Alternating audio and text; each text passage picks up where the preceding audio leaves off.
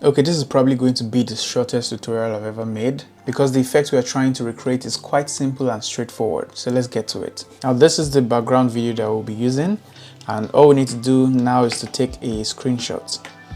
So just take a screenshot of the video. Then drop your screenshot into FSpy and line it up. So I'm going to line up the Z-axis and this will be my Y-axis. So change this to -Z and line this up with this building. Just find vertical lines to line it up. This one, let's put it on this line here.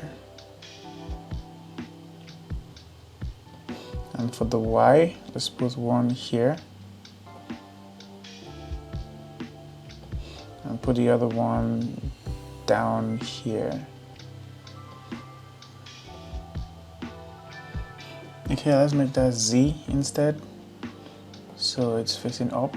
I think we're good. So Ctrl S to save it. Now in Blender, let's go to File, Import, FSpy. Then select our file. Now what we want to do is to hit GZ to layer the grid on top of the floor. Then let's go to Camera, Background Images and increase this opacity. So the next thing we need to do is to add our hot air balloons. I grabbed this one online off of CG Trader. Let's bring this one here. Let's duplicate it, Shift D, G, Y. Bring this one around here, bring this one here. Make it slightly bigger. Shift, bring this one around here, make it smaller. Take it back.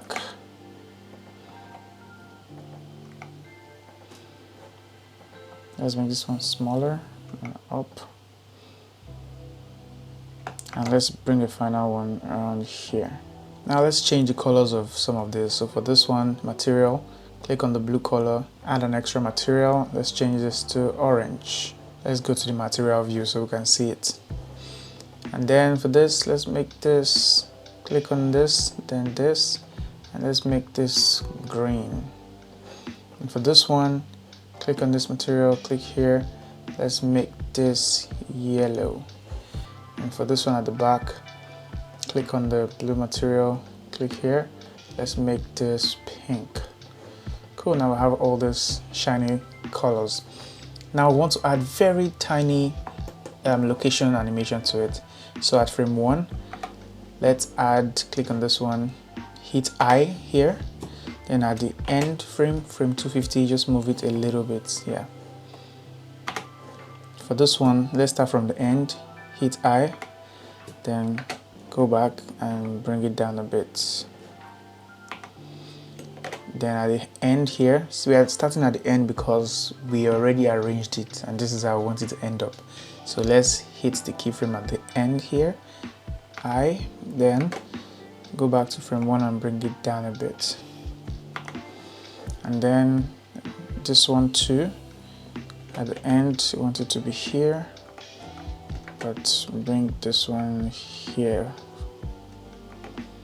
And the last one, at the end we want it to be around here, and at the beginning bring it here. I'm hitting I over here to insert keyframe. Now let's watch all of that. So you see they're all moving slowly, but I don't like how they started slow and became fast.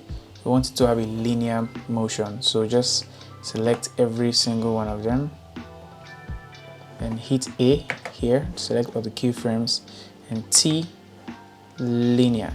You'll see that they moved a bit. So let's press play. See, they're moving, but very little. So let's go into the render view, go to cycles, and let's add an environment texture, open. Let's see Canary Wharf. Yeah, I think this is good. Let's go to film and transparent. Yeah, I think this fits perfectly in the scene.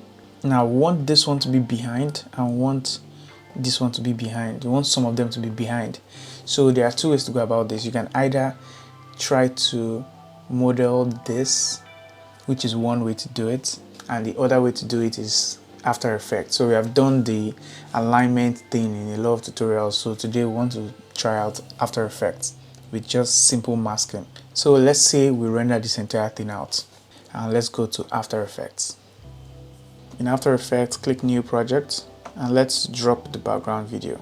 So right click on it, New Comp from Selection. Cool, I'll have the video here. Now we want to add our footage on top of it, so double click here and go find your footage. So this is what I rendered, day 18.